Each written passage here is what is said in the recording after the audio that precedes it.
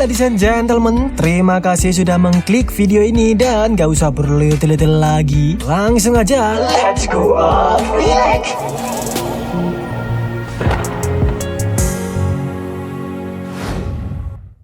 Lanjut episode 38, yang dimana Yunche masih terjebak di altar penyegel Mbah Siluman. Tak disangka mereka lama-lama jadi akrab. Mendengar nama Mbah Siluman yaitu Yun Changhai membuat Yunche merasa aneh, karena dirinya sendiri juga bermarga Yun.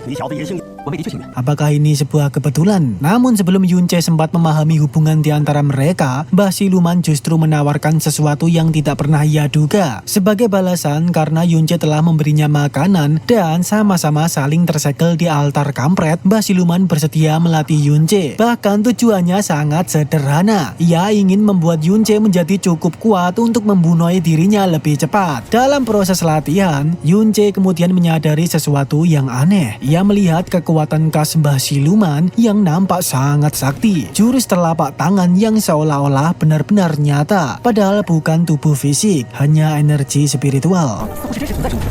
Yunche pun bertanya mengenai kekuatan tersebut. Mbah Siluman menjelaskan bahwa itu adalah profon astral miliknya, sebuah eksistensi khusus yang berasal dari nadi profon dan garis keturunan, lalu dikendalikan langsung oleh jiwa pemiliknya. Profon astral bukanlah sesuatu yang bisa dimiliki sembarangan orang. Ia hanya muncul secara alami pada garis keturunan tertentu yang berasal dari dewa sejati kuno. Dan di dunia siluman ilusi, terdapat 12 keluarga penjaga yang mewarisi garis keturunan tersebut. Namun dari 12 keluarga itu, klan Yun adalah rajanya. Sementara Yunche terus berlatih di dalam altar, di tempat lain memperlihatkan situasi Mbak Lan sedang bersama bapaknya yang kini kondisinya semakin diambang moder. Di tengah kondisi tersebut, masnya Mbak Lan datang membawa sebuah tawaran. Jika Mbak Lan bersedia menikah dengan Fan Jue Cheng, maka Jue Cheng akan memberikan bunga pembakar jiwa yang dapat digunakan untuk menyelamatkan bapaknya. Mbak Lan pun berada dalam posisi yang sangat sulit. Ia harus memilih antara perasaannya sendiri atau nyawa bapaknya. Singkat cerita, 1 tahun kemudian, latihan Yunche bersama Mbah Siluman akhirnya menunjukkan hasil yang luar biasa. Kekuatan Yunche berkembang jauh lebih cepat dibanding sebelumnya. Melihat perkembangan tersebut, Mbah Siluman malah merasa sangat bangga. Padahal ia sedang melatih seseorang yang akan membunuhnya.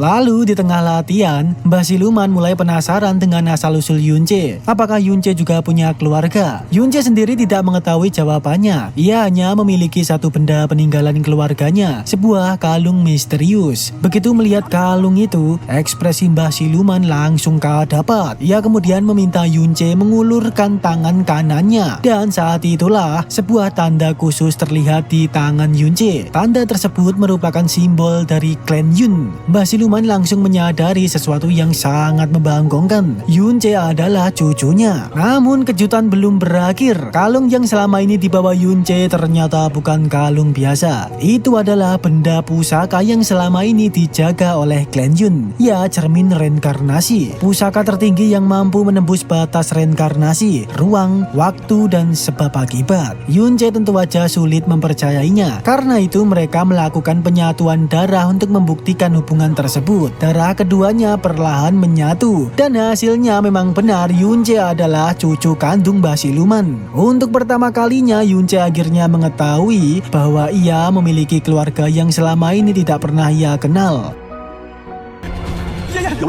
Namun masih ada satu pertanyaan yang jauh lebih besar. Mengapa klan Yun bisa berakhir seperti ini? Dan mengapa domain kuasa langit begitu membenci dunia siluman ilusi? Mbah Siluman akhirnya menceritakan semuanya. Ternyata awal mula permusuhan tersebut berhubungan langsung dengan cermin reinkarnasi. Dahulu domain pedang kuasa langit diam-diam membangun sebuah formasi teleportasi yang menghubungkan dunia mereka dengan dunia siluman ilusi. Tujuan sebenarnya bukan untuk berdamai. Mereka mengincar satu hal, yaitu cermin reinkarnasi. Domain pedang kuasa langit kemudian memasang jebakan untuk merebut pusaka tersebut. Untungnya sebelum cermin reinkarnasi jatuh ke tangan mereka, Mbah Siluman berhasil menyerahkan kepada kedua orang tua Yunche. Bapaknya Yunche bernama Yun King Hong dan emaknya bernama Mu Yuro. Dengan begitu pusaka tersebut berhasil diselamatkan sebelum direbut oleh orang-orang yang berniat jahat. Mendengar kebenaran tersebut, tersebut, Yunce langsung ingin keluar dari tempat itu. Ia mencoba menghancurkan segel pedang pembangkang langit dengan paksa agar bisa keluar bersama mbahnya. Namun usahanya jelas sia-sia. Melihat Yunce masih belum memiliki kekuatan yang cukup, Mbah Siluman akhirnya mengambil keputusan lain. Ia mencoba membantu membuka profan astral milik Yunce lebih awal. Selain itu, Mbah Siluman juga memberikan sebuah benda misterius kepadanya. Namun ia memberikan satu peringatan. Jangan pernah mencoba menyelidiki apa yang ada di dalam benda tersebut. Bukan hanya itu, Mbah Siluman juga membagikan sebuah rahasia yang selama ini hanya diturunkan secara lisan dari generasi ke generasi klan Yun, berkaitan dengan masa depan bangkit dan runtuhnya dunia siluman ilusi. Mbah Siluman menegaskan untuk selalu menjaga rahasia ini tidak boleh didengar oleh siapapun kecuali seorang bernama Huan Cai. Namun kita belum dikasih tahu rahasia apa itu karena Mbah Siluman berbisik kepada Yunce. Alhasil Yunce akan menuruti permintaan mbahnya. Setelah itu, Mbah Siluman izin beristirahat sebentar, menyuruh Yunce mempelajari sendiri teknik profan astral yang baru aja ia bangkitkan. Begitu Yunce berjalan cabut, tak disangka Mbah Siluman akhirnya melakukan sesuatu yang tidak pernah Yunce duga. Ia memilih mengakhiri hidupnya sendiri, memutuskan nadi profonnya. Dalam sekejap energi kehidupan Mbah Siluman meledak. Kekuatan penekan pedang pembangkang langit mulai menghilang. Segel tersebut akhirnya mulai runtuh. Tujuan Mbah Siluman agar Yunce memiliki kesempatan untuk meninggalkan altar dan meneruskan visi misi klan Yun. Hal ini jelas membuat Yunce terpukul. Padahal baru aja dia merasakan kehadiran keluarga di kehidupannya. Kini takdir sudah memisahkan lagi. Satu-satunya mbah kandungnya rela mengorbankan hidupnya sendiri demi memberinya kesempatan untuk keluar dari segel altar. Tragedi ini semakin membuat Yunce bertekad untuk terus menjadi kuat, membongkar kejahatan dan orang-orang yang menghancurkan keluarganya, mencari tahu fakta sebenarnya tentang konspirasi jahat di dunia ini. Dan episode pun bersambung.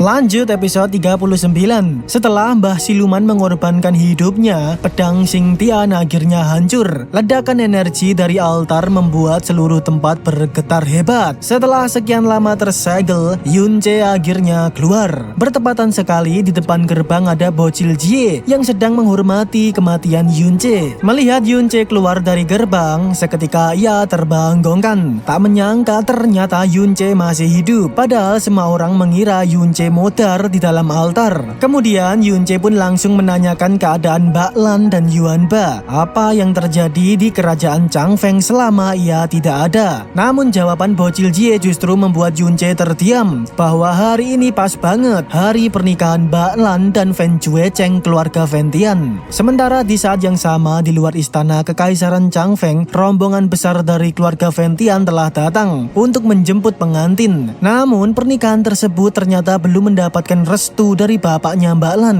Hal itu membuat pihak keluarga Ventian beraing maung. Mereka bahkan berani meluncurkan serangan untuk memaksa menyetujui pernikahan tersebut. Namun sebelum keadaan semakin kacau, Mbak Lan akhirnya keluar dari istana. Ia sudah mengenakan pakaian pengantin berniat untuk menerima pernikahan tersebut. Langsung pamit pada bapaknya. Meskipun aslinya bapaknya ini tak rela sama sekali. Namun tujuan Mbak Lan bukan karena mencintai Fen Juecheng. Ia hanya memiliki satu syarat, yaitu Fen Juecheng harus memberikan bunga pembakar jiwa untuk menyelamatkan bapaknya. Fen Juecheng tentu langsung menyetujuinya dan memberikan bunga ajaib tersebut kepada Mbak Lan. Selanjutnya giliran Mbak Lan untuk bertindak, menandatangani perjanjian pernikahan. Meskipun dipenuhi keraguan, ia perlahan meyakinkan dirinya sendiri dan mulai mengambil pena. Tapi tepat ketika tanda tangannya hampir dibubuhkan, sebuah pedang segede gaban tiba-tiba melesat dari kejauhan hingga melenyapkan perjanjian pernikahan tepat di depan Mbak Lan.